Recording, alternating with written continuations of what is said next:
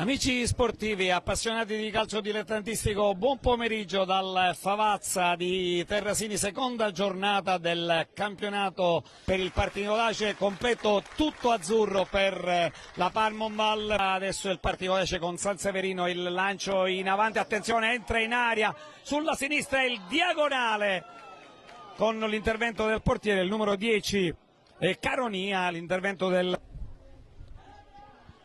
Vetrano. Cerca di librarsi bene Vetrano, attenzione! E c'è il gol, bellissima l'azione della Parmonval, il cross di Vetrano, tutto solo, dimenticato dalla difesa dei neroverdi, ha realizzato, dovrebbe essere stato Perez sì, fischia il direttore di gara, parte. Mamma mia, butta via il pallone, ha colpito malissimo il pallone il capitano Rappa, palla abbondantemente sul fondo. Adesso Caronia entra in aria, azione buona, Caronia! Il pareggio! Arriva il pareggio di Caronia, ben servito, è entrato in aria.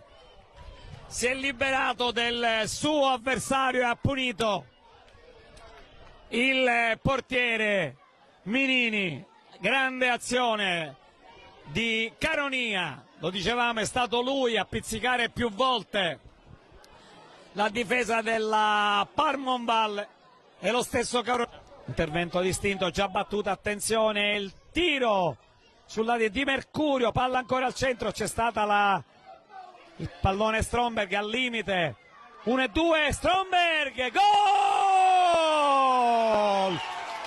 Partinicodace in vantaggio, 1-2 dentro l'area di rigore, si è fatta trovare impreparata la Parmonval e c'è stato il gol di Stromberg che non ha lasciato scampo al portiere Minini. Ci sono le proteste del capitano.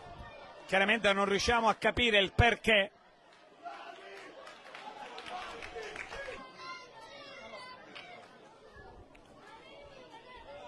Batte Caronia, Piscopo libera al limite dell'area di Mercurio, tenta la battuta e va ad indovinare l'angolino basso. Gran gol di Mercurio con il suo piede meno forte, lui che è un mancino. Di Mercurio, e va a ricevere l'applauso dei supporter del Partinicodace, soprattutto dei bambini che hanno accompagnato e la scuola calcio che hanno accompagnato l'ingresso oggi in campo.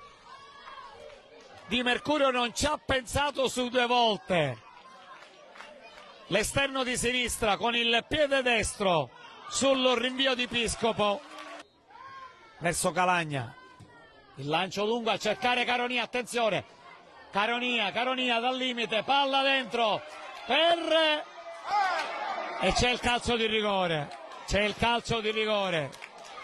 passaggio, tendiamo il fischio del direttore di gara Lesinicchia di Agrigento e c'è la parata, ha sbagliato il calcio di rigore fallito da parte di Rosone, vince meritatamente il Partinicodace per 3-1.